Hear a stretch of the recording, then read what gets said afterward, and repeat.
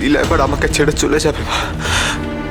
তুমি দেখো, আমি ওকে ভুলতে না পারলেও ওর নতুন সংসার পেয়ে আমাকে ঠিক ভুলে যাবে। তুমি ঠিক বলেছো মা, কেউ চাইনি, ভগবানও চাইনি আমরা একই। তাই দেখো, আমরা আর এক হতে পারলাম না। এ তোর কেমন তোর কথা রে ছাওয়াল? আমি তোর মা। সন্তানের বিপদ জানতে পারলে কোন মায়ের না ভয় বুক কাঁপে। আমিও তো ভয় পেয়ে গেছিলেন, কিন্তু তোর বিপদ জানতে পারলে আমি তো তোকে সবার আগে বুক দিয়ে রাখলাম। তুই কি সেটা জানিস না? দেখ না, রাজকন্যা তো গেছে তার বাপ মায়ের সাথে কথা বলতে। দেখ, কিছু একটা উপায় ঠিক বের হবে বাপ।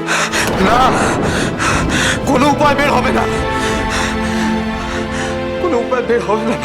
তুমি দেখবে, তুমি দেখবে ও কাউকে আমাদের সম্পর্কের কথা বলবে না। আমি বারবার বলেছিলাম ওকে, আমি বারবার বলেছিলাম রাজামশাইয়ের সাথে কথা বলো, রাজামশাইয়ের সাথে কথা বলো, বললো না।